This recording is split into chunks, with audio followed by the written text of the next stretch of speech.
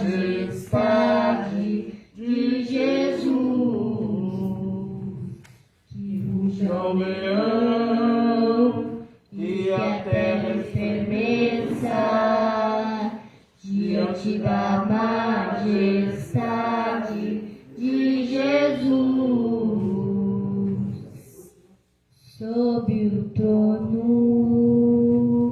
de justiça, eternamente haverá um rei, Oh, glória. e voltará para governar as nações em amor. Que ruja o leão e que a terra estremeça diante da majestade de Jesus. Que ruja o leão e que a terra estremeça diante da majestade de Jesus.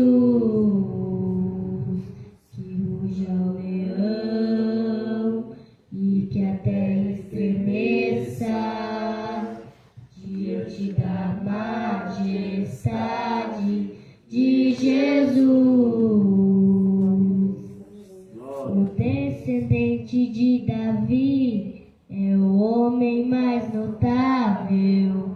Ele ama a justiça e odeia iniquidade. O descendente de Davi é o homem mais notável. Ele ama a justiça e odeia iniquidade. O descendente de Davi, o homem mais notável, ele ama a justiça e odeia iniquidade. O descendente de Davi é o homem mais notável, ele ama a justiça e odeia iniquidade. Que ruja o leão e que a terra estremeça diante da majestade de Jesus. Glória, glória a Deus. Irmão Daniel. Glória a Deus. Deus maravilhoso. Amém, igreja, com a paz do Senhor. Amém. Esses papelzinhos que eu dei ali, que não, é um versículo bíblico, daí quando estiver lendo a lição, aí quando der o versículo bíblico, já deixa pronto já na Bíblia para quando nós vamos indo, passando, a gente já pode ler daí. Eu vou avisando, vocês prestem atenção. E a gente vai... Centraliza ali para mim. Então hoje nós vamos... Vamos baixar isso aí. Nós vamos para Só um pouquinho para mostrar. a lição 6 hoje, que o pastor falou. Vai de um contexto, então, ele estudou da primeira lição até a quinta lição no livro de Ruth, né? E agora, então, na lição 6, a gente vai estudar o livro de Esther. Eu comentei com os irmãos, para quem quisesse ler o livro de Esther, né? Na Bíblia, né? Para ficar mais alterado sobre o assunto, né? E para conhecer a história de Esther, né? A gente vai agora de Esther, de Ruth, a linha do tempo, né, da história de Israel, né? Depois do Êxodo, a gente passou pelo período dos juízes e pegou a Ruth, onde nós fizemos, né? E depois veio o início da monarquia, em 1040 a.C., que era o monarquia, o rei Davi, né? E depois, em 935 a.C., houve a divisão do reino, né? Judá e Israel. Depois, 722, aí o povo de Israel ficou cativo, né? O reino do norte, né? 609, o cativeiro babilônico e do sul, né? Então os dois, Judá e Israel, foram cativos. Aí em 539 a.C., então, foi o fim do cativeiro de Israel, né? Então ali no fim do cativeiro, então, vem a história de Esther, né? A gente vai ver agora também que ela está classificada como livro histórico, né? Então, a gente vai estudar sobre o livro de Esther. É as duas mulheres, né, da Bíblia, né? Tanto Ruth como Esther, mas em dois períodos totalmente diferentes, né? Mas com mensagem parecidas, né? Diferente, mas parecida, né? Aqui lá foi o livro de Ruth, ensinou sobre o resgatador, né? Ele foi o livro, o Boaz, né? Ele resgatou a família de Noemi com Ruth. E agora a gente vai ver então Deus usando Esther e através do Mardoqueu, né, o seu primo, né, que nem diz, né, tio, primo, algumas traduções fala primo, outras traduções fala tio, né, e usou Esther para resgatar todo o povo, né? Então que era para ser destruído e assim foi resgatado. E o livro de Esther também ele não fala sobre o nome de Deus, mas não quer dizer que Deus não opera, né? Ele só não foi comentado o nome de Deus, mas Deus operou maravilhosamente, né? No livro de Esther, né? Assim, muitas vezes na nossa vida também, a gente acha que Deus está em silêncio, Deus não está trabalhando, a gente acha que Deus nos esqueceu, mas Ele está em silêncio, né, trabalhando por nosso favor, né? Ele nunca nos abandona, Ele nunca nos deixa sozinhos, né, nessa jornada, né? Por mais imperfeitos que somos, né, Ele sempre tem a misericórdia e usa os seus vasos para nos abençoar, ou o próprio nós, né, para nos abençoar outras pessoas, né? Então a gente vai ver então agora nessas próximas lições, das 6 até a 13, agora sobre o livro de Esther. Então de novo recorte, se alguém não leu e quiser ler o livro de Ruth na Bíblia de Esther, é muito importante se aterar sobre o assunto, né? Sobre a história do povo de Israel, de Esther e de Mordecai. Mardoqueu, Mordecai também. Alguma coisa Mordecai, as pessoas Mardoqueu. Então a introdução. Concluímos o estudo de Ruth, então, né, como eu falei. Nessa lição iniciaremos o estudo do livro de Esther. Ruth é cheio de referências expressa o nome de Deus. Esther, então, por sua vez, tem como característica singular e sempre é destacada a completa ausência do nome de Deus. Nem por isso o agir divino deixa de estar patente no livro. Esther não contém alusões diretas ao Deus da providência, mas nos apresenta uma história cujo roteiro é por inteiro uma manifestação da providência de Deus. Então, alguns já conhecem, quem conhece a história de Esther sabe que é uma maravilhosa lição, né? A gente viu também, que a gente vai ver a Mardoqueu, ele também se compara com a história de José, né? E outros personagens da Bíblia, né? Que eles foram cativos. Mordecai era um simples porteiro, né? Trabalhava para o rei, e no final então ele foi honrado e ficou, depois do rei, ele era era ele, né? Que nem José foi, né? Então às vezes eu me lembrei de uma profecia, uma vez foi falado para mim que eu ia me destacar muito em certo lugar. Eu disse, mas nem sonhando, né? A gente acha, né, em cima da outra, né, cara, nem tem chance de entrar num lugar que nem foi profetizado, mas às vezes Deus, com seus planos, a gente nem sabe, né? Aleluia, Jesus! Né, que nem Mardoqueu, José, nunca imaginaram, né, José, todas as lutas que ele passou, né, foi levado para a prisão, foi levado isso, aquilo, e do nada ele foi, né, sempre mantendo fiel a Deus, e bom exemplo, ele chegou onde chegou, e assim Mordecai também, né, ele pensou em chegar onde ele chegou, né? mas por sua fidelidade a Deus, né, ele chegou nesse lugar. E nós também, né, por nós ficar firmes, né, fiéis a Deus, com certeza nós vamos alcançar as promessas de Deus, né? E com certeza cada um tem as suas promessas de Deus, né? Mas isso nem porque foi prometido para ti alguma coisa, de repente a gente vai chegar no fim da nossa carreira, a gente às vezes nem vê, não vai chegar aquilo que Deus prometeu, né? Até às vezes por infidelidade nossa, ou às vezes a promessa continua por nossos descendentes, né? Mas que nós íamos manter sempre fiéis, né? E não blasfemar, né? Deus prometeu isso e até agora nada, né? Deus não prometeu e a gente não cumpre, né? Então, a gente vai ver até agora falar de promessa. Já tem a próxima lição do quarto trimestre, que a gente vai falar sobre promessas, né? As promessas de Deus na nossa vida. Tem uma marista muito boa, lendo um pouco ela já de antemão. E estamos na lição 6, já estamos já lá na quarta, né? Mas a gente já sempre está a par dos assuntos, né? Como a gente está inteirado nisso aí, né? Então já ficam ligados, né?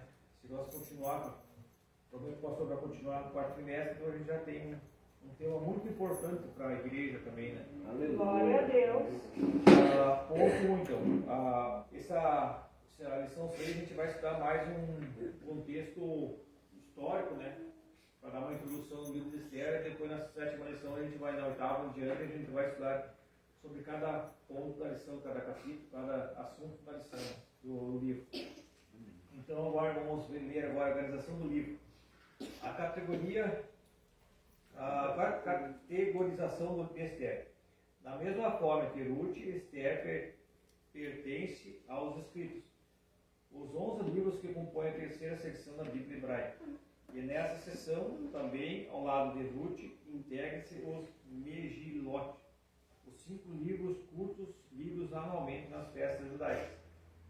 As categorizações de Ruth e Esther também são semelhantes na Bíblia cristã, na qual figuram entre os livros históricos. Por sua reconhecida canonidade, Esther propõe o conjunto da revelação divina escrita, completa e perfeita.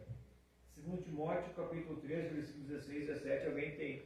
Sim, Sérgio. Toda a escritura é inspirada por Deus e útil para o ensino, para a repreensão, para a correção e para a instrução na justiça, para que o homem de Deus seja apto e plenamente preparado para toda boa obra.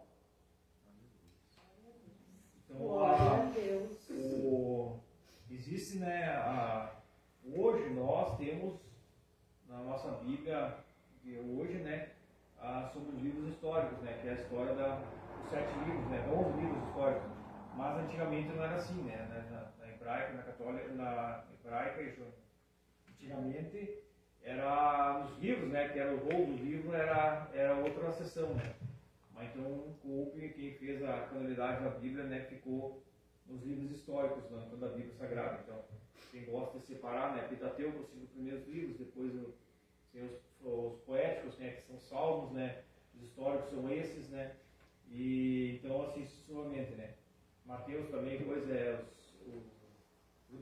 Mateus e a João também, tem a separação, as cartas Os evangelhos? os evangelhos, as cartas de Paulo, então são tudo divisões, né, na Bíblia. Ponto 2, então, características literárias. O livro de Esther tem 10 capítulos.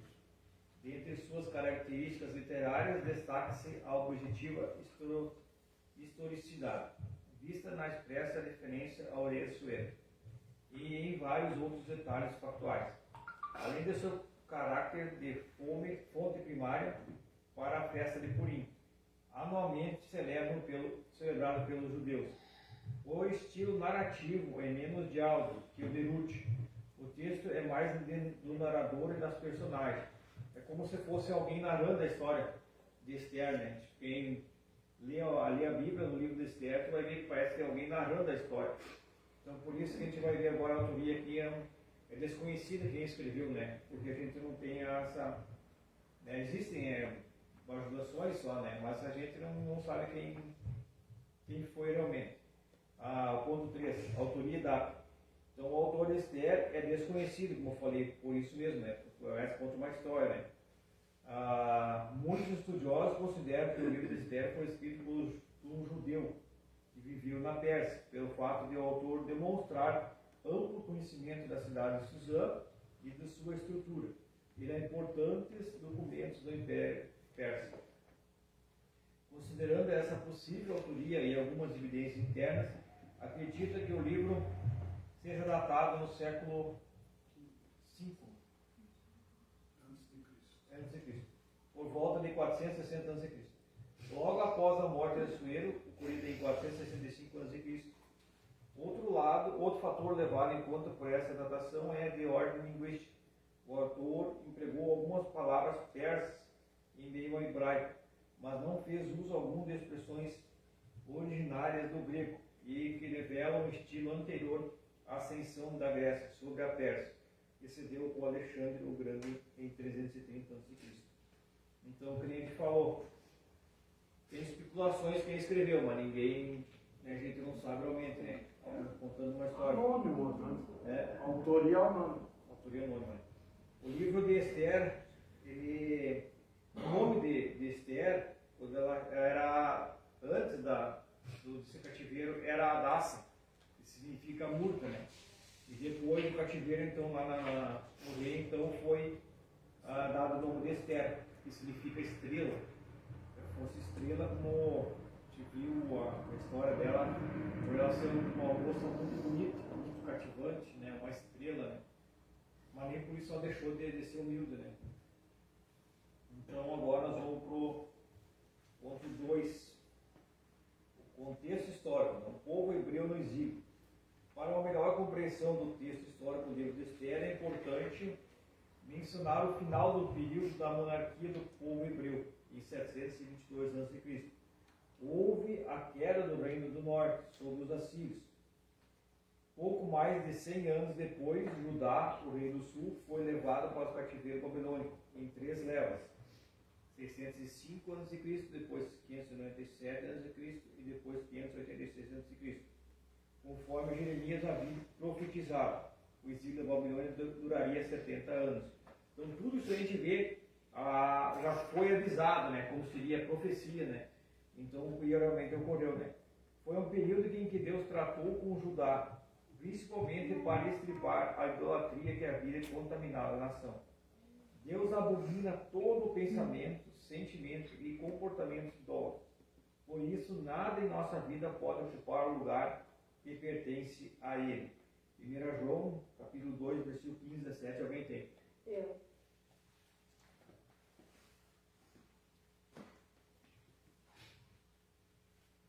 Não ameis o mundo, nem o que no mundo há. Se alguém ama o mundo, o amor do Pai não está nele. Porque tudo que há no mundo, a concupiscência da carne, a concupiscência dos olhos e a soberba da vida não é do Pai, mas do mundo. Então a gente vê, né? A gente está no mundo, mas a gente não é do mundo. A gente não precisa viver conforme ao mundo, né? Porque o mundo está cada vez pior, né? Em decadência, né?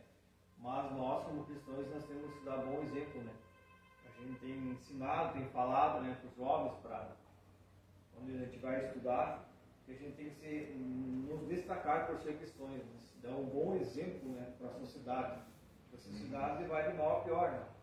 Então nós, como cristãos, nós temos que dar um bom exemplo. Então o fim do exílio. Ao mesmo tempo em que julgava Judá por sua idolatria, o Deus eterno, o juiz de toda a terra, exercia seu justo juízo sobre Babilônia, por sua iniquidade. Jeremias 25, 12, alguém tem também? Acontecerá, porém, que, quando se cumprirem os 70 anos, visitarei o rei da Babilônia, e esta nação, diz o Senhor, castigando a sua iniquidade e a da terra dos caldeus, farei dele um deserto perpétuo. E aconteceu, né? Então, a profecia se cumprindo, né? Ele sempre diz, eu estava falando com a pastora essa semana, que Deus sempre, de uma maneira ou outra, Ele avisa que poderá acontecer. E às vezes a gente não presta atenção, né? E às vezes a gente também não consegue ter discernimento, né? Para saber o que Deus está falando e avisando, né? E muitas vezes, por essa falta de discernimento e falta da leitura da Bíblia, às vezes, em oração, a gente acaba não nos alertando, né? Às vezes é bom procurar ajuda, né? Procurar pastor para ver o que seria isso, né? Então a gente já fica um pouco mais à frente, né? Já fica um pouco mais né, com o escudo ali, sabendo que alguma coisa pode acontecer, né? Então Deus ele é tremendo, né? Assim como ele avisou, né? Ele avisou, a gente conhece a história da Bíblia, né? Quem é amante da Bíblia e lê a Bíblia, estuda a Bíblia, sabe que Deus sempre avisava o povo de Israel, né? Para não cair em idolatria, para não fazer as coisas erradas, mas sempre caía, né? Então que nós íamos ter esse mau exemplo de Israel da Bíblia, né? Que do povo, né? E não íamos cometer o mesmo erro, né? Amém. Antes já havia julgado a Síria, como profetizado por Naum. Deus não tem culpado por inocente. Naum, capítulo 1, versículo 2 e 3. Alguém tem? Eu tenho. O Senhor é um Deus zeloso e que toma vingança. O Senhor toma vingança e é cheio de furor. O Senhor toma vingança contra os seus adversários e guarda ira contra os seus inimigos. O Senhor é tardio em irar-se, mas grande em força, e ao culpado não tem por inocente. O Senhor tem seu caminho na tormenta e na tempestade, e as nuvens são o pó dos seus pés. A gente estudou, quem teve na quarta-feira se lembra, eu dei um estudo sobre Naum. Ele fala bem isso aí, né? Ele é a sua justiça, né? Não tarde, ele não queira conhecer a ira de Deus, né? É melhor nós ficar tranquilos porque a gente não quer conhecer a ira de Deus. Quando Deus se ira, às vezes Deus dá chance para nós e a gente desperdiça, né? E aí Deus fica, muitas vezes vem a luta, vem alguma coisa e a gente acha por que Deus, né? Mas nós mesmos provoquemos a ira de Deus, né? Em 539 a.C., Ciro venceu os babilônicos e anexou seu território ao Império Persa. Logo no primeiro ano do reinado, despertou o Senhor o espírito de Ciro, rei da Pérsia, e o fez decretar o retorno do povo judeu para Jerusalém. Esdras, capítulo 1, versículo 1 e 3. Alguém tem? Eu tenho. No primeiro ano de Ciro, rei da Pérsia, para que se cumprisse a palavra do Senhor por boca de Jeremias, despertou o Senhor o espírito de Ciro, rei da Pérsia, ao qual fez passar pregão por todo o seu reino, como também por escrito, dizendo: assim diz Ciro, rei da Pérsia: o Senhor Deus dos céus me deu todos os reinos da terra, e ele me encarregou de edificar uma casa em Jerusalém, que é em Judá. Quem há entre vós de todo o seu povo, seja seu Deus com ele, e suba a Jerusalém, que é em Judá, e edifique a casa do Senhor, Deus de Israel. Ele é o Deus que habita em Jerusalém. Amém? Daniel havia se humilhado diante de Deus, jejuando e orando fervorosamente para a restauração de Jerusalém, confessando os seus pecados da nação de Israel. Daniel, capítulo 9, versículo 1 ao 19. O ensino bíblico a respeito do nosso relacionamento com as escrituras de poder terreno é sempre confiar na sabedoria divina, buscando com humildade a intervenção de Deus em nosso favor. 2 Crônicas 7,14. Esse versículo é conhecido, mas dá para saber de cor. Mas quem pegou, vai ler? E se meu povo que se chama pelo meu nome se humilhar e orar, e buscar a minha face, e se converter dos seus maus caminhos, então eu ouvirei dos céus, perdoarei os seus pecados e sararei a sua terra. Amém. Aleluia. Agindo assim, podemos ter uma vida quieta e sossegada, em toda a piedade e honestidade, e contribuir para o cumprimento do maior propósito de Deus, que é a salvação de todos os homens, inclusive dos que não governam segundo os valores divinos. 1 Timóteo, capítulo 1, versículo 1 ao 4. Alguém tem também? Capítulo 2. Admosto-te, pois antes de tudo que se façam deprecações, orações, intercessões e ações de graças por todos os homens, pelos reis e por todos os que estão em eminência, para que tenhamos uma vida quieta e sossegada, em toda a piedade e honestidade, porque isto é bom e agradável diante de Deus nosso Salvador, que quer que todos os homens se salvem e venham ao conhecimento da verdade. Então foi 3 períodos, né, que voltaram, né. Então primeiro o cativeiro, né, o primeiro retorno foi a Zorobabel, né, foi a reconstrução do templo, e depois o segundo período foi o tempo de Esdras, né, e o terceiro retorno foi Neemias, né. Então o exílio acabou por volta de 539 a.C., mas a maior parte dos judeus não quis voltar para Jerusalém. Por muitas famílias judaicas foram abençoadas financeiramente no cativeiro, conforme o próprio Deus já havia prometido, né? Então, algumas pessoas, alguns judeus voltaram, né? E alguns ficaram onde estavam, né? E Esther estava ali em Suzã, né? Que era uma cidade muito fortificada, muito boa ali, né? E isso tudo, né? A gente vai lembrando, assim, né? A gente lê isso tudo e a gente vai lembrando, né? E assim vai ser. Como tem os judeus dispersos desde aquela vez, né? A profecia bíblica, quando eles vão começar a voltar para Jerusalém, vai começar daí é uma profecia para a vinda da volta de Jesus Cristo, né? Então, tu vê uma coisa lá, 1000 anos atrás, lá, que pode acontecer agora, né? E começou, né? Foi 48, né? Que começou, o povo de Israel começou a voltar, né? Então, eles estão voltando, né? A nação, né? Então já existe Conhecido. Existe já muitas profecias, né, que já estão voltando acontecendo, né? A gente está mais assim agora estudando também, estou estudando Apocalipse, tem muita coisa, mas muita coisa acontecendo assim que a gente nem imagina ir para a volta de Jesus, né? Então há fatos mesmo, fatos históricos mesmo que a Bíblia diz, né? Não é nem conversa, não é conversa com outra, a gente não sabe o dia, mas está acontecendo coisas cada vez mais biblicamente que foram profetizadas. Então, pós-exílio, Esther registra fatos ocorridos na capital do Império Persa, Suzã, entre o primeiro e o segundo retorno dos judeus para Jerusalém. Estima-se que mais de 1 milhão de judeus viviam na região da Babilônia, mesmo com o decreto de Ciro, que permitia a volta para Jerusalém.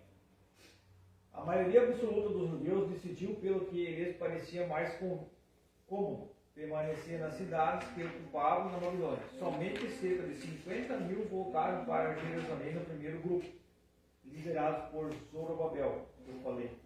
No segundo ano do reinado de Ciro, 538 a.C., esse período da história é narrado no capítulo 1 ao 6 do livro de Esdras. Entre o capítulo 6 e o capítulo 7 há um intervalo de aproximadamente 60 anos. E na segunda metade desse período que se passam os livros de Esther, então.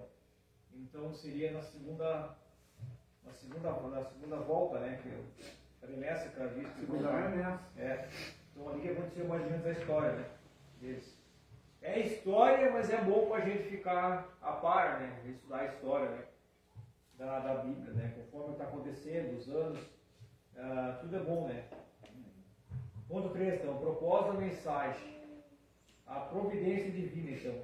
O principal propósito do livro de Esther é registrar o cuidado providencial de Deus com o seu povo, a respeito de suas escolhas fora do seu propósito. Se alguém tiver alguma dúvida, pode me interromper, né? Se eu não esqueço, né? Pode me interromper e perguntar, né? Se eu não sei, o pastor sabe.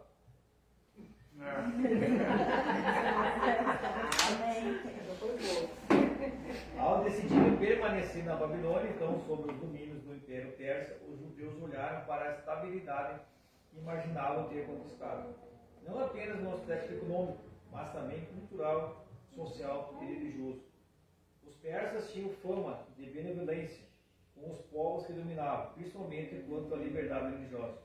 O retorno a Jerusalém exigia renúncia e disposição para uma viagem penosa e para a dura reconstrução de uma cidade totalmente destruída. Para muitos pareceu melhor ficar na Babilônia. Há caminhos que ao homem parece direito, mas o fim deles são os caminhos de morte. Provérbios 14 e 12. Então, muitas vezes, a gente vê, foi Neemias, né, que ele não nasceu no povo no cativeiro, né? Então ele não conhecia o povo dele, o povo de Israel, a cidade dele. Ele nasceu no cativeiro, mas ele tinha aquele desejo, aquela chama pelo povo, da reconstrução do povo, né? Então ele estava muito bem, né? Sendo copeiro na cidade, lá no reinado dele, era copeiro, né? Ele era do rei. Eu vinha ao rei. E aí houve uma renúncia dele. Então, para atender o povo, o chamado de Deus. E muitas vezes a gente não quer fazer essa renúncia.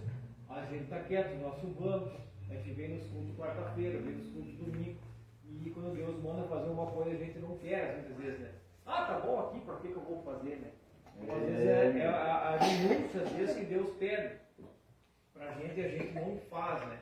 Então a gente tem que ter muito cuidado com isso também, né? A comodidade, né?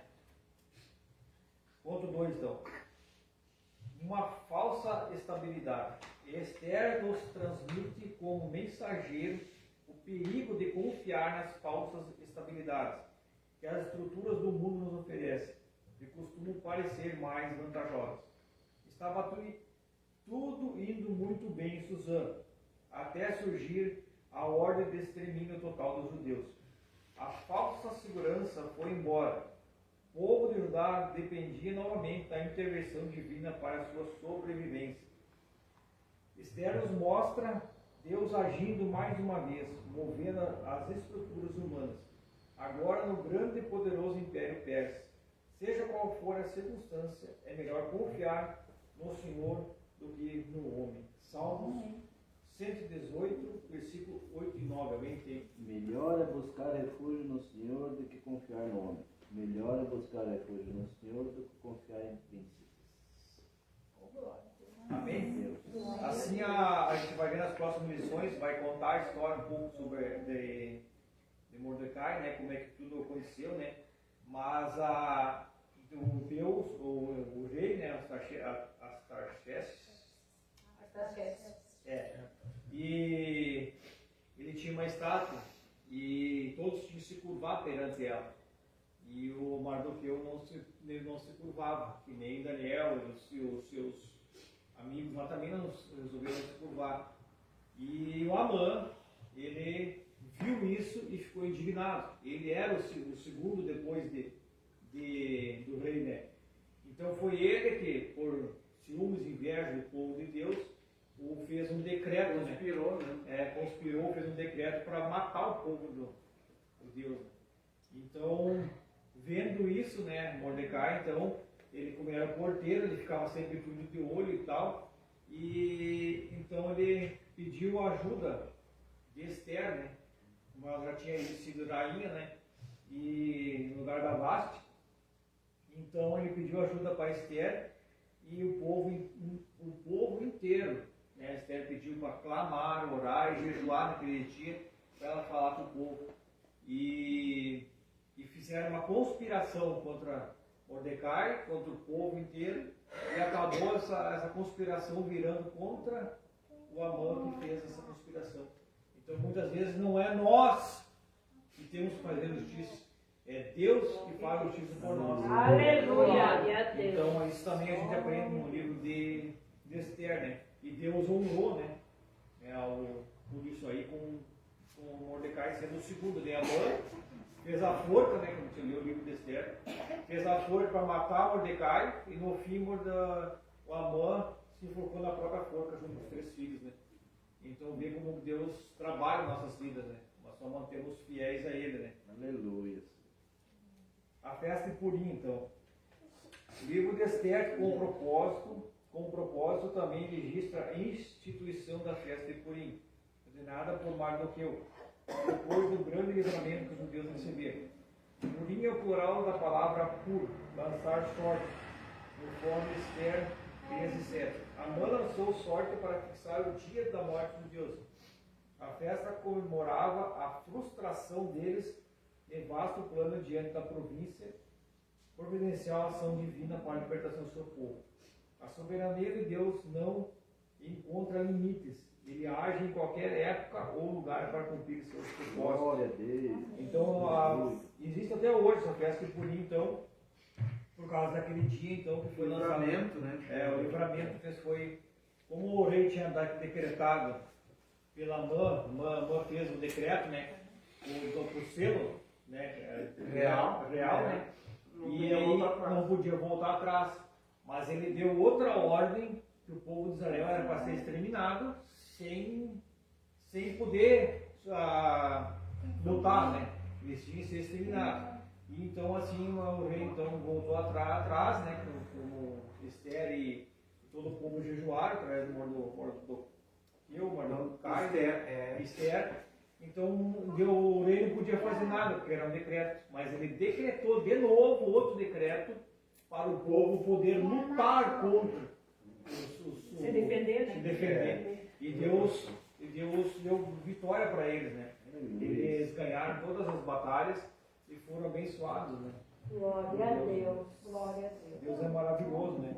A soberania de Deus não encontra limites. Ele age em qualquer época ou lugar para cumprir seus propósitos.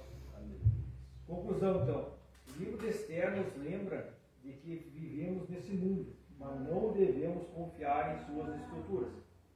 Todos os reinos desse mundo passarão. Por isso a palavra de Deus diz que a nossa cidade está nos céus, onde também esperamos o Salvador, o Senhor Jesus Cristo. Glória a Deus. 3:20. Então essa seria a lição 6, é uma introdução do livro de Esther. A próxima lição, então, a gente vai falar mais especificamente de cada assunto. Eu dei uma palhinha agora, né? Então a próxima lição agora é de posição da rainha Vasti e ascensão de Esther, né? O que aconteceu com a Vasti, porque ela foi deposta do reinado, né? E a ascensão de Esther. É um assunto bem importante também até para nossos dias. Era isso. Glória a Deus. Amém. Graças a Deus. Vamos ficar de pé então, irmãos. Agradecemos a Deus, né, pelos irmãos que puderem estar no ensino, na escolinha. Né, que Deus abençoe. E então, quarta-feira, na próxima quarta, né, já temos a lição número 7. Se você quiser estudar em casa, você pode estudar. É até bom, porque às vezes pode ter alguma dúvida, né, alguma pergunta que você já sabe. Ó, vou chegar lá, vou perguntar. Irmãos, o irmão Daniel falou, não, se porventura nós não soubermos, que vai ler, vai estudar e na próxima lição a gente traz a resposta. Né? Não tem problema, mas pergunte, né? Referente ao assunto, né? Ao tema, né? Tá bom? Irmão, hoje é quarta, então sábado, se Deus quiser, vamos ver se nós temos mais um mutirão aí. Todos estão convidados. Queremos concluir ali aquela parte das paredes de cima ali, para depois começar a botar o telhado. Glória a Deus. Jesus. Assim que a gente conseguir cobrir, né? Então já vai ser bom para nossas crianças, né? Vai ser bom para as nossas crianças. Então fazendo isso com as crianças, né? Na realidade, né? As crianças, né? Que não tem um local para escolinha, não tem um local para nada. Então, nós estamos pensando nas crianças. Tá bom? Amém. Se não der, aí sábado então, tá? Domingo, nosso culto às 18 horas. Tá? Domingo, nosso culto da família, às 18 horas. Todos estão convidados para estar conosco. E vai ser bênção da parte de Deus. Amém? Glória a Deus. Alguma coisa? Não? Coloca a tua mão no coração, Senhor nosso Deus e nosso Pai Celestial, nos pedimos, Senhor, a tua bênção sobre a vida de cada um dos irmãos, nos conduz de volta para os nossos lares, guardando de todo perigo, de todo dardo, de toda seta diabólica, que o teu nome é Jesus venha ser glorificado através através das nossas vidas, em nome de Jesus. Nós pedimos a tua bênção sobre a vida de cada um dos irmãos que está aqui. Aleluia. Amém. Amém. Que o amor de Deus, que a graça de Jesus, Que a graça de que Jesus, a comunhão do Espírito Santo e a comunhão do Espírito Santo esteja com todos nós. esteja com todos nós. Se Deus é por nós, Quem será contra nós? cada crente, Mais um crente. Ebenezer. Até aqui nos ajudou o Senhor. Que o Senhor te abençoe e te guarde. Amém. Que o Senhor faça resplandecer o seu rosto. Amém. Que o Senhor tenha misericórdia de ti. Amém. Que o Senhor te dê a paz. Amém. Estamos despedidos em nome de Jesus. Amém.